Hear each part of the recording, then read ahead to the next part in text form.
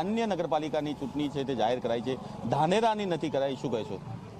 ધાનેરાનો 2 વર્ષ ઉપરનો સમયમાં જ્યારે વહીવટદારનું શાસન છે ત્યારે ધાનેરાના સુખાકારી અને ધાનેરાના વિકાસમાં જ્યારે અડચણ પડી રહી છે ત્યારે ચૂંટણીનું જે જાહેરનામું પડવાનું તો બધી જે પ્રજાને એવો આશા હતી કે આ ચૂંટણી થાય તો અમારો પ્રતિનિધિ ચૂંટીને મૂકો તો અમારું સુખાકારીનું કામ થાય, અમારા વોર્ડનું કામ થાય, બધું થાય.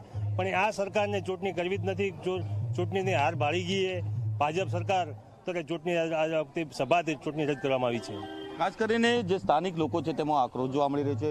શું કહેશો, કેવા ધાનેરા નગરપાલિકાના જે પ્રશ્નો હતા તે બાકી હતા, કઈ સમસ્યાઓને લઈને શહેરીની જે જનતા હતી તે પીડાતી હતી? ધાનેરામાં સમસ્યા તો ઘણી છે. 2 વર્ષ પહેલાં કોંગ્રેસની બોડી હતી અને ઘણું સારું કામ કર્યું હતું, પરંતુ જ્યારે વહીવટદાર આવ્યા અને એ વહીવટદાર એટલે ભાજપ સરકાર જ વહીવટ કરે એવું ગણી શકાય, અને છેલ્લા 2 વર્ષમાં કોઈ કામ થયા નથી. એટલે આ વખતે 28 સીટો એ લોકો હારવાના હતા નક્કી જ હતું, અને બીકથી કંઈક નવો પોઈન્ટ ગોતે અથવા કોઈ રસ્તો ગોતે અને ભાજપ કઈ ના જીતી શકે એ પોઈન્ટ નમળવાના કારણે ચૂંટણી રદ કરી છે. પરંતુ ભાજપનું આજનું મોત આવતીકાલ ઉપર ગયું છે.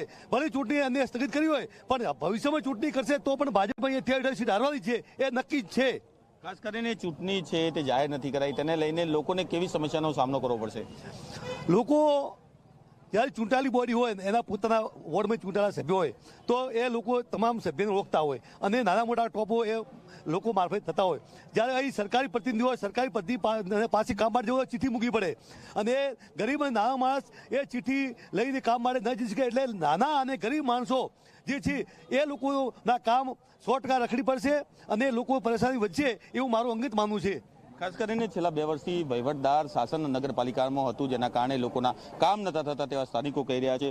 શું કહેશો, રાજ્ય ચૂંટણી આયોગ દ્વારા જે અન્ય નગરપાલિકાની ચૂંટણી છે તે જાહેર થઈ, ધાનેરાની જાહેર નથી થઈ, આને લઈને પ્રજાને કેટલી તકલીફ પડશે? જો છેલ્લા 2 વર્ષથી અહીંયા વહીવટદારનું શાસન છે અને અત્યારે જ્યારે બનાસકાંઠાના જે ભાગ પડ્યા છે અને ધાનેરાની પ્રજા બનાસકાંઠા જિલ્લા સાથે રહેવા માંગે છે, એ સમયમાં જ્યારે ભાજપે ફક્ત ખાલી એ પાર્ટી હતી જે ભાજપ જ હતી કે જે એ જાહેર મંચથી બોલતી હતી અને જાહેરમાં ક્યારે સપોર્ટ નથી આવી કે અમારે ફક્ત થરાદમાં જવું છે, અને એ પ્રજા જાણી જ ગઈ હતી. અને ભાજપ પણ જાણતું હતું જો અમે હાલ ચૂંટણી નગરપાલિકા થાય અને જો અમે કયા મોડે પબ્લિક જોડે જઈશું, જો અમે જઈએ તો બી 28 સીટ હારવાનો ડર હતો. એ ડરના કારણે એમને ક્યાંક ને ક્યાંક ઇલેક્શન